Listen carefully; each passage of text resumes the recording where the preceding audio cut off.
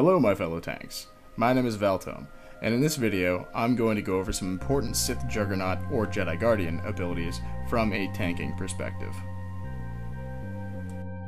As a Juggernaut, I like to think we have four main types of abilities: resource generating, resource spending, defensive cooldowns, and taunts.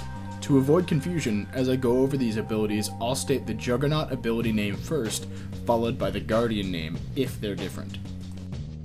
First are resource generating abilities, which I place into two categories, main and utility. For the main generating abilities, we have Assault and Sundering Strike. Assault, or Strike, is your standard filler when nothing else is up. In Soresu form, it gives 1 rage and has no cooldown. Sundering Assault, or Sundering Strike, gives 2 rage in Soresu if you're spec'd for it. It also places a stacking armor debuff on your target. It has a 5-second cooldown and should always be used over plain old Assault, as you simply get more out of using it. For our utility resource generators, we have Force Charge, or Force Leap. This has a 10 to 30 meter range and a 15-second cooldown. It does slight damage, immobilizes the enemy, and generates 3 rage. Generally, you should use it at the start of a pull and after that, whenever convenient, when you get knocked back, etc. Then Saber Throw, which has the same name for Guardians. Like Charge, this ability has a 10 to 30 meter range with an increased cooldown of 30 seconds. It also generates 3 rage. I generally use this just prior to activating Force Charge, sometimes on a separate target for some slight threat on multiple targets. Force Choke, or Force Stasis, is an awesome ability. It has a 1-minute cooldown and lets you channel for 3 seconds, choking the target in the air, doing periodic damage, and generating 1 rage per second. With proper skills, it becomes instant cast, basically making it a stun, dot, and rage generator. Then we have Enrage, or Combat Focus. Another ability with a 1-minute cooldown. This instantly gives us 6 rage, useful near the start of your pull to ensure you can dump a lot of rage to acquire a decent amount of threat. It's also a good policy to pop this ability on cooldown during long fights for extra rage. Lastly, for our utility resource generators is Soresu form. It's passive, and you should always have it active while tanking, but you'll generate rage as you take damage, so I think it's worth noting. Building your resources is just one part of your rotation. The next is spending them with your resource spending abilities. I'm just going to go straight down the list because there's a lot of them. Smash, or Force Sweep, has a base cooldown of 15 seconds with a cost of 3 rage. This is a great ability.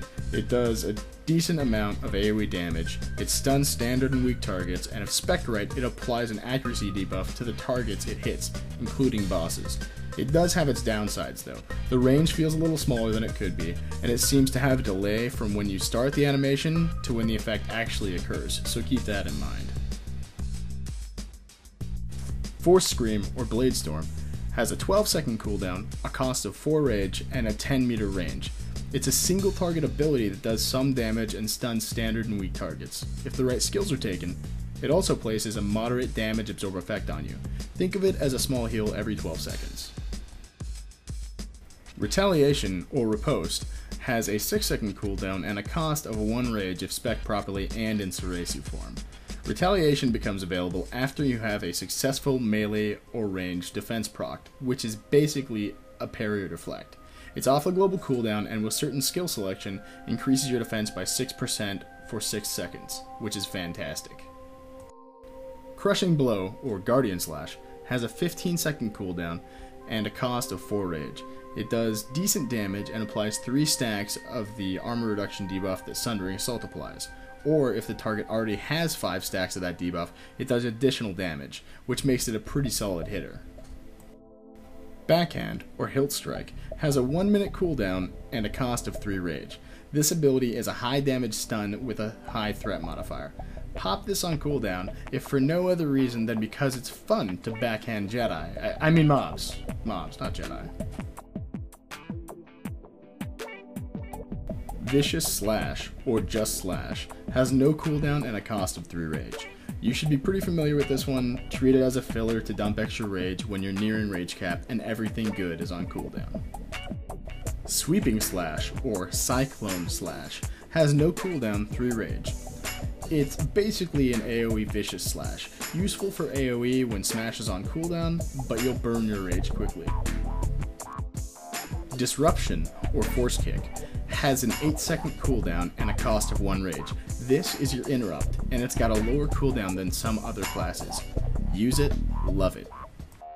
Intimidating Roar, or Awe, has a 1-minute cooldown and a cost of 1 rage.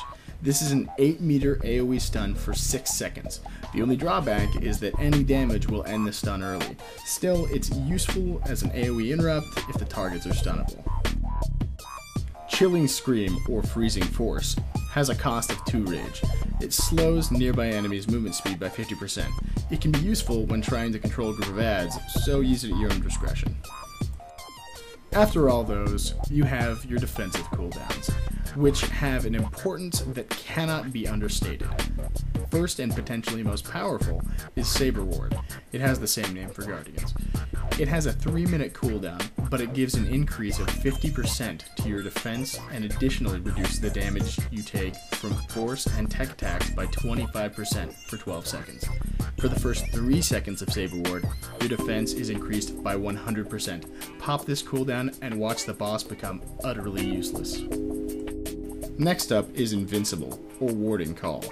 This also has a 3-minute cooldown, but it decreases damage taken by 40% for 10 seconds, making it incredibly powerful, even against attacks that Saber Ward's defense boost cannot help you avoid.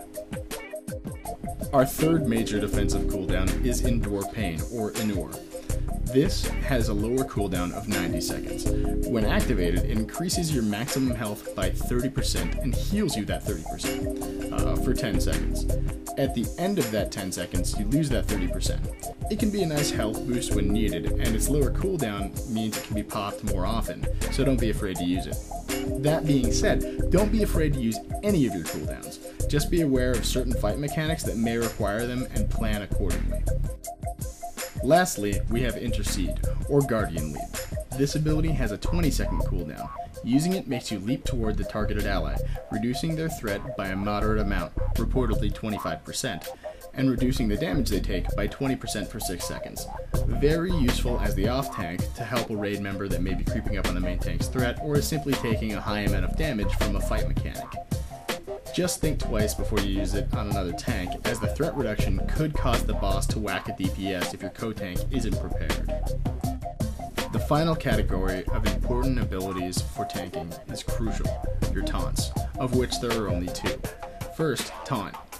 15-second cooldown and single target. It forces the target to attack you for 6 seconds. Don't waste this on the pole unless you have so many targets that you need to pop it. Save it for when a DPS grabs aggro or a similar situation. Our second taunt is called Threatening Scream, or Challenging Call. It has a 45-second cooldown. This is our AoE taunt. It forces all targets within 15 meters to attack you for 6 seconds. It's incredibly useful for maintaining control over adds in a raid setting. Just be mindful of its range and warn your co-tank before using it so that if the boss he may be tanking is affected, he's prepared to taunt it back quickly. For the most part, that's your tanking toolbox as a Sith Juggernaut or Jedi Guardian. In my next video, I'll be going over the basic tanking rotation for Sith Juggernaut or Jedi Guardian. If you liked this video, please like and feel free to comment. If it helped you out, please subscribe. Thanks for watching. This has been Valtome. We'll see you next time.